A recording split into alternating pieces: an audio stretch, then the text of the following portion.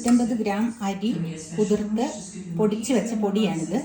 ഇതിലേക്ക് നമ്മളൊരു 400 ഗ്രാം ശർക്കര ഉരുക്കി ഒഴിക്കുവാണ്.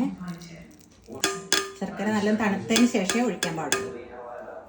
ഇത് 2 പാളയംതോടമ്പഴം ഏലക്കയും ചേർത്ത് അരച്ചതാണ്. ഇത് നമ്മൾ നല്ലപോലെ കൈകൊണ്ട് തന്നെ യോജിപ്പിക്കണം. കൈകൊണ്ട് തന്നെ നല്ലതുപോലെ യോജിപ്പിച്ച് ദോശമാവിൻ്റെ കൺസിസ്റ്റൻസിയാണ്.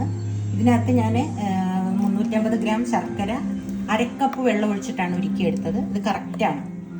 ഇനി ഇത് നമുക്ക് 1-2 മണിക്കൂർ റെസ്റ്റ് ചെയ്യാൻ വയ്ക്കാം. ഉണ്ണിയപ്പം ഉണ്ടാക്കാനായിട്ട് നമുക്ക് ആവശ്യത്തിനുള്ള നെയ്യ് ഒഴിച്ച് തേങ്ങ ഒന്ന് വറുത്തെടുക്കാം.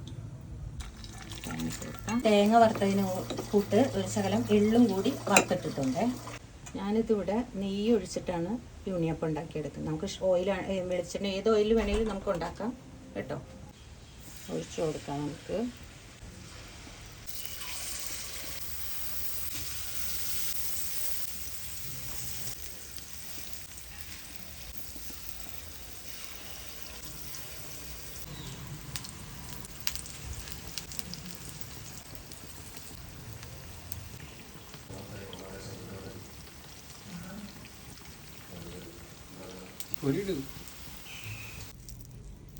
അപ്പം നല്ല രുചിയേറുന്ന നല്ല ആരെടുത്ത ഉണ്ണിയപ്പം റെഡി ആയിട്ടുണ്ട്.